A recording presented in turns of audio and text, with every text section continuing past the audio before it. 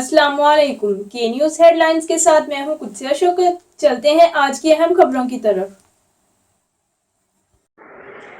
रुख करेंगे आरिफ वाला का, जहां से रिपोर्ट कर रहे हैं हमारे नुमाइंदे मिर्जा फहद। आरिफ वाला में तिहरे कत्ल केस में सफाक वालिद को अपनी 3 कमसिन बेटियों के कत्ल करने पर मर्तबा सजाए मौत और 1 लाख रुपए जुर्माना अदा करने का फैसला सुनाया गया। नवाही गांव 83 ईबी में साल 2017 में सफाक वालिद ने कमसिन अपनी तीनों बेटियों का गला घोंटकर कत्ल किया और बीवी को तेज धार आले से कत्ल शदीद जख्मी कर दिया था।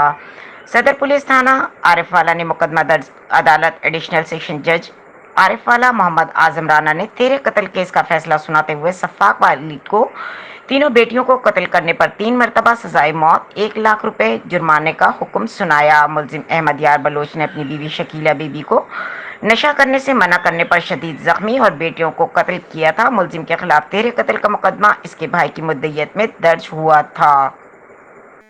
मजीद खबरों और अपडेट्स के लिए हमारे साथ रहिएगा। तब तक के लिए अपना ख्याल रखिएगा। अल्लाह हाफिज।